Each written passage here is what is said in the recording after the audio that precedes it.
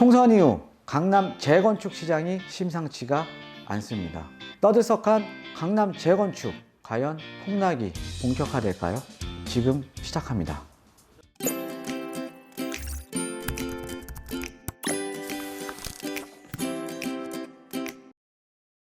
네, 안녕하십니까. 드림부동산투자연구소 정창래입니다. 자, 총선 이후에 지금 이제 부동산 시장을 보면 특히 최근에 이제 우리가 이제 주택 시장의 바로미터죠. 예, 주택 시장의 어떻게 보면 선두 주자라고 볼 수 있는 강남 재건축에 대한 기사들도 많이 나오고 있습니다. 그래서 뭐 강남 재건축 뭐 뚝뚝 떨어지는 소리 들린다. 예, 강남 재건축에 대한 뭐 폭락이 또 얘기하는 또 기사들도 많이 있고요. 자, 그래서 지금 총선 이후에 강남 재건축의 폭락이 이제 본격화될 것인가에 대해서 오늘 좀 제가 강의를 준비를 해봤습니다.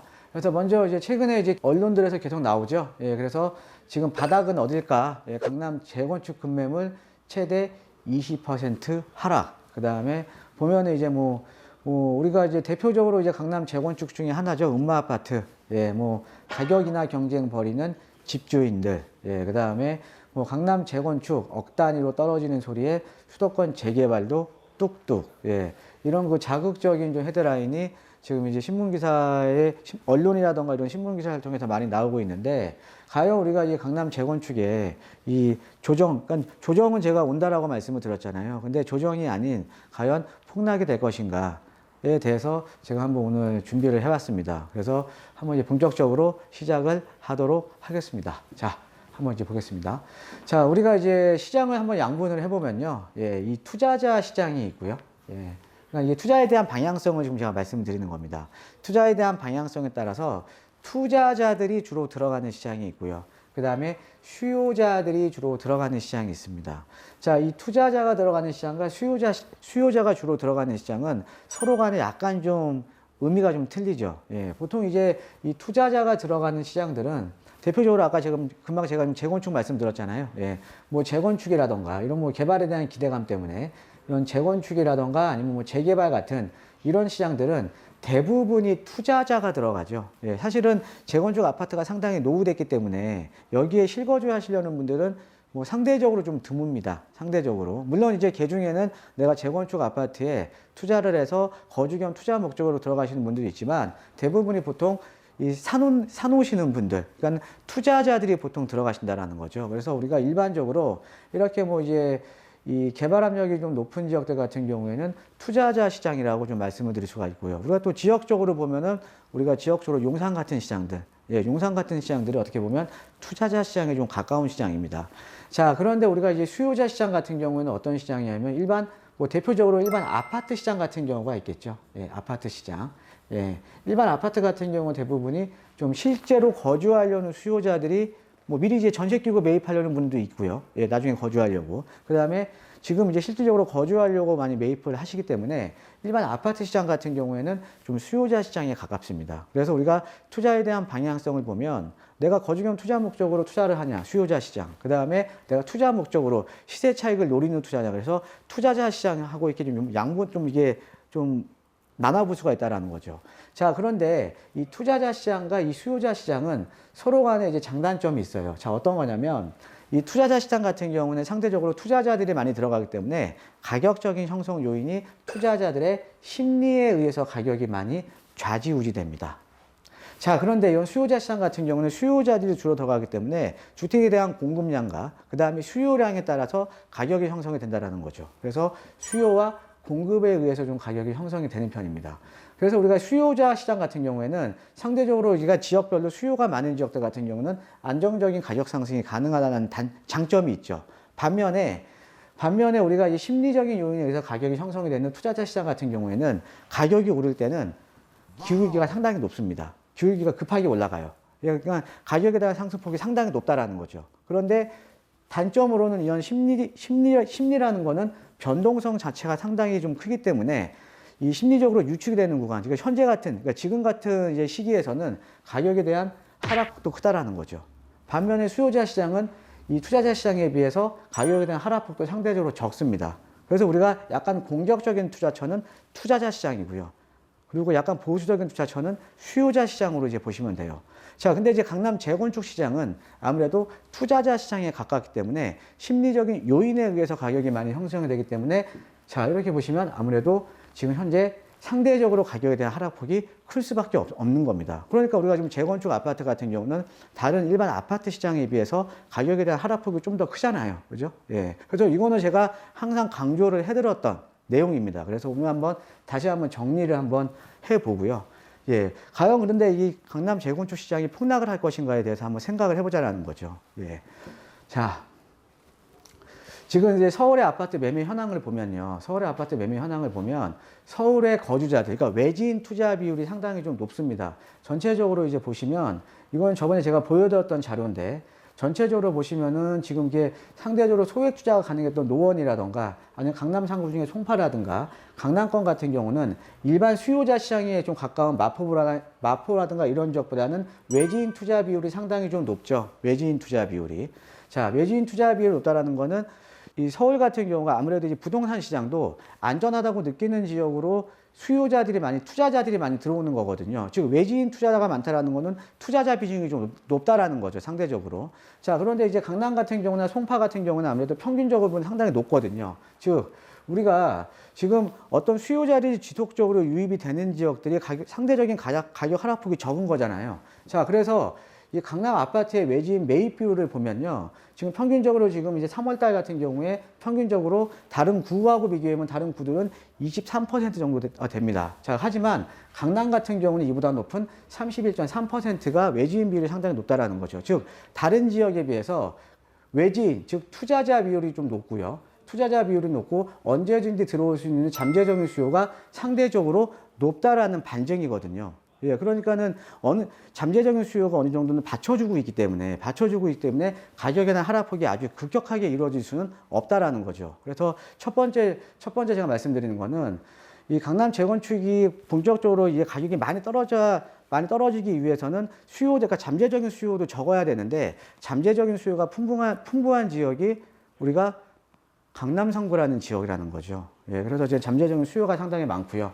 자, 그 다음에 이제 두 번째로 이제 보시면, 자, 증여라든가 임대사업자 등록 물건들입니다. 자, 우리가 증여, 그러니까 최근에 이제 이 양도소득세 회피 물건이라든가 아니면은 이제 종부세, 이제 보유세 회피 물건이라든가 이런 것들 회피하기 위해서 증여 등을 많이 이용을 하거든요. 증여. 예. 지금 일시정부터 양도세 완화 기간이니까 지금 전체를 끼고 이제 부담 부증여를 하면서 완화 기간 내에는 아무래도 세금적인 부담이 줄잖아요. 양도소득세 부담도 줄고요. 예, 그래서 증여를 많이 택한다라는 거죠. 그 다음에 우리가 이제 강남 상구 쪽으로 이제 중심으로 보면 지난 그 유튜브 자료에 제가 올려놨습니다. 지금 임대사업자에 대한 등록 건수를 보면 강남 상구가 다른 구에 비해서 압도적으로 높았어요. 즉 어떤 거냐면 우리가 임대사업자를 등록을 하거나 증여를 하는 물건들이 보통 강남 상구에 상당히 많다라는 거죠. 그러면 이런 증여라든가 임대사업자 등록을 하면 장기간 물건이 묶여버리잖아요. 장기간. 우리가 임대사업자에 대한 혜택을 받으려면은 보유기간, 그러니까 최소 8년 이상은 보유를 해야 되는 거고요. 뭐 부부간의 증여 같은 경우는 5년이고요. 그러니까는 이 증여라든가 임대사업자 물건이 늘어난다라는 거는 물건이 장기간 잠겨버린다라는 거죠. 시장에 내놓을 수가 없는 겁니다. 시장에. 자, 그런데 과연 증여라든가 임대사업자 물건은 어떤 지역에 하냐 이거죠. 어떤 지역에 합니까, 여러분? 자, 안 좋은 지역의 물건들을 증여를 하지는 않겠죠. 안 좋은 지역의 물건들을. 그 다음에 임대사업자를 등록을 한다는 거는 장기간 묶어놔야 되기 때문에 지금 시세 차익이 벌써 많이 났거나, 왜? 임대사업자 등록을 하는 이유는 어떻게 보면 세제적인 혜택이 주어지기 때문에 임대사업자를 하는 거거든요. 그러니까 시세 차익이 많이 나서 지금 양도소득세에 대한 부담이 크니까 좀 더 보유하면서 이 양도소득세에 대한 부담을 줄이기 위해서 하는 거죠.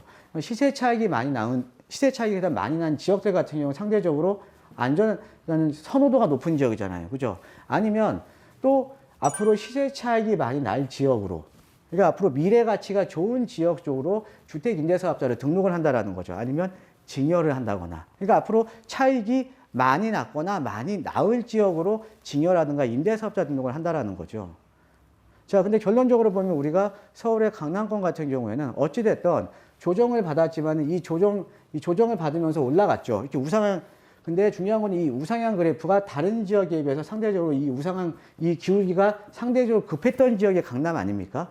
그러니까는 아무래도 차익이 컸던 지역도 강남이고 앞으로도 시장이 또 정상화가 되게 되면 차익이 또 클 지역도 강남이라는 거죠. 즉, 증여라든가 임대사업자는 어떤 지역이 하냐면 강남 상부가치, 미래가치가 좋은 지역에 등록을 한다라는 거죠. 근데 이런 지역에 증여라든가 임대사업자 등록이 물건이 잠기면서 물건 자체가 공급이 적어지는 거죠.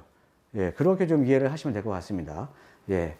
자, 그 다음에 이제 세 번째로 이제 보면, 자, 대출에 대한 규제입니다. 예, 대출에 대한 규제가 어떻게 보면 제가 예를 들어 드릴 거예요. 역설적으로 지금 가격을 지지하고 있는 겁니다. 여러분, 우리가 재건축에 대한 기대감이 높은 지금 송파 쪽을 보면요. 자, 뭐 아시는 분은 아실 거예요. 여기 지금 이제 올림픽 선수촌입니다. 예, 올림픽 선수촌이고, 여기 이제 바로 옆에 이제 방위역 사이에 여기 5금 현대 아파트가 있거든요. 자, 여기 지금 34평형대 기준, 여기 31평형인가 2평형일 거예요. 31평형대 기준으로 해서 지금 여기 33평형대 기준으로 해서 17억 이상까지도 거래가 됐습니다. 예, 1216 부동산 직전까지요. 근데 최근에 이제 1216 부동산 대책 이후에 가격이 좀 좀 조정을 받았습니다. 그래서 15억대까지 지금 나오고 있습니다. 올림픽선유촌. 예. 자, 그런데 이 5금 현대 아파트 같은 경우는 지금 13억대까지 거래가 됐는데 지금도 13억대 거래가 돼요. 얘는 가격이 빠졌는데 얘는 가격이 안 빠졌습니다. 자, 그런데 비교를 해보면 올림픽선유촌이 여러분 더 좋은 건 아시겠죠? 예, 공원 끼고 있고 단지 세대수도 크고요. 지분도 좋고 학군도 좋고요. 그죠? 딱 지도상으로 봐도 규모에 대한 차이도 크고요. 입지적인 여건도 여기는 9호선이 또 들어오는 지역이고요. 그죠? 근데 입지적인 여건이 더 좋은 지역이 가격은 빠졌는데 여기는 얘보다 입지가 안 좋은데 가격이 안 빠졌다라는 거죠. 왜 그럴까요? 규제의 역설이죠. 또 한 번. 대출 규제입니다. 우리가 잘 아시다시피 서울 내에서 15억 이상 되는 아파트에 대해서는 대출이 안 나오죠. 예, 대출이 안 나옵니다. 대출이 안 나오니까 이 실수요자 중에서도 아까 제가 말씀드렸듯이 이렇게 재건축에 대한 기대감이 있는 지역에 들어가시는 분들이 있거든요. 그러니까 15억 이하 같은 경우는 대출이 나오니까 수요자들이 꾸준하게 유입이 된다라는 거죠. 수요자들이. 자, 그런데 여기 같은 경우는 17억대 거래다가 이 거래 15억 이상이니까는 15억 이상이 돼버리면서 대출이 막혀버리니까 상대적으로 대출이 가능한 수요자가 있는 쪽으로 가격이 당연히 하락할 수밖에 없는 거죠. 이해되시죠? 예. 그러니까 어찌됐든 이 대출에 대한 규제가 가격이 역설적으로 지금 가격을 지지를 해주고 있는 겁니다. 그러면은 얘가 빠지면서 얘도 빠져야 되는데 얘는 안 빠진다라는 거죠. 얘가 빠져주면 얘도 더 빠지겠죠. 이해되십니까? 제가 처음에 말씀드렸을 거예요. 1216 부동산 대책 이후에 대출에 대한 규제가 들어오면서 모든 지금 서울 도심에 있는 아파트 같은 경우에는 15억 이상 되는 16억, 17억대 아파트들은 15억대로 내려올 수밖에 없다라고 제가 말씀을 드렸었거든요. 지금 그런 현상이 벌어지고 있는 거죠. 대신에 15억 이하에 있는 아파트는 어차피 똑같은 대출 기회를 받기 때문에 여기는 가격이 안 빠지는 거죠. 예. 그러니까 역설적으로 이런 대출에 대한 규제가 지금 가격을 지지를 해주고 있는 겁니다. 예, 규제의 역설이죠. 예. 이런 대출 규제가 나왔을 때 제가 뭐라고 말씀드렸습니까? 이렇게 금액별로 거대한 부의 장벽이 생긴다라고 제가 말씀을 드렸잖아요. 거대한 부의 장벽이. 그거의 연장선상에 있는 거죠. 예. 그렇게 이해를 하시면 될 것 같고요. 자, 그 다음에 이제 보면 지금 우리가 사상 초유의 사태이기 때문에 지금 무제한적인 양적 완화, 돈을 엄청나게 지금도 풀고 있고 앞으로 풀겠죠. 예. 그리고 이제 제로금리 시대는 지금 본격화되고요. 그럼 시장에 돈을 넘쳐오르고 앞으로 어느 정도 수습이 되게 되면 이 돈들이 과연 어디로 흘러 들어갈까요? 경기는 계속 안 좋고요. 당연히 부동산 쪽으로 어느 정도 돈이 흘러 들어올 수밖에 없습니다. 근데 부동산 중에서도 안전하다고 느끼는 지역으로 들어올 수밖에 없는 거죠. 이거는 갈 곳 없는 유동성이 언제든지 부동산 시장에 들어올 수밖에 없는 거고요. 그 다음에 안전하다고 느끼는 지역으로 그 돈들 중에는 더 많은 돈이 들어올 수밖에 없겠죠. 내 돈을 지키기 위해서는요. 실질적으로 제가 좀 상담을 해보면요. 지금 이제 투자를 지금 생각하고 계시는 분들은 이런 분들이 많아요. 내가 은행에 돈을 넣어놓고 있는데 이게 의미가 없다 이거죠. 은행에. 은행이 해봤자 금리가 워낙 낮으니까 의미가 없다 이거죠. 그래서 지금 타이밍을 노리거나 지금 타이밍을 찾고 계시는 분들이 상당히 많습니다. 시장에 진입하기 위한 타이밍, 언제가 가장 좋을 것인가, 아니면 갈아타는 타이밍, 이것들을 상담하시는 분들이 상당히 많거든요. 그러니까 어느 정도 수집이 되게 되면 갈 걸 없는 유동성, 그러니까 유동성은 돈은 많이 풀어놨는데 이 돈들이 바로 어디로 흘러들어가냐 이거죠. 예. 여러분들 그동안 우리가 저금리 상태에도 그동안 경험해보지 않으셨습니까? 예, 부동산 쪽으로 많이 흘러들어왔죠. 예. 자, 그래서 제가 이제 말씀드리는 거지만 강남 재건축 같은 경우는 어느 정도 조정에 대한 가능성이 존재를 합니다. 당연히. 자, 그런데 강남 재건축이 폭락을 할 가능성은 상대적으로 아주 적다라는 거죠. 우리가 가격이 어느 정도 조정을 받으면 누군가한테는 또 다른 기회가 될 수가 있는 거죠. 자, 2018년 9.13 대책 이후에도 그랬고요. 그래서 그 당시에도 제가 가격이 좀 떨어졌을 때 지금이 어떻게 보면 기회다라고 여러분들께 제가 말씀을 드렸습니다. 그래서 어떤 분들한테는 이런 위기가 또 기회가 될 수 있으니까 오늘 제가 말씀드렸던 내용 다시 한번 좀 생각을 한번 해보시고요. 자, 그리고 여러분, 제가 오늘 홍보 한번 하겠습니다. 제가 이제 요즘 사회적 거리두기 때문에 여러분과 이렇게 세미나를 원하시는 분들도 그전에는 제가 세미나를 항상 진행했었거든요. 근데 이제 사회적 거리두기 때문에 지금 여러분들하고의 접점이 지금 많이 없어진 상태예요. 접점이. 예, 그래서 제가 이제 매주 수요일마다 저녁 9시입니다.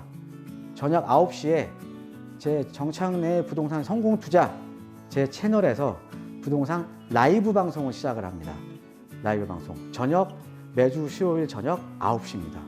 9시에 매주 제가 진행할 예정에 있으니까 그런데 오시면 저랑 또 댓글이라던가 이런 것들을 통해서 저와 함께 또 실시간으로 소통과 이제 피드백이 가능하니까요. 예. 꼭 오셔서 좋은 댓글, 좀 신나는 댓글 좀 많이 남겨주셨으면 감사하겠습니다. 예. 날씨가 또 값싸게 쌀쌀해졌어요. 예. 근데 제가 날씨 보니까 다음 주부터 이제 완연한 이제 봄날씨라고 합니다. 예. 여러분들의 마음에도 이런 훈풍이 들었으면 합니다. 항상 건강하시고요. 행복하시기를 진심으로 기원하겠습니다. 감사합니다.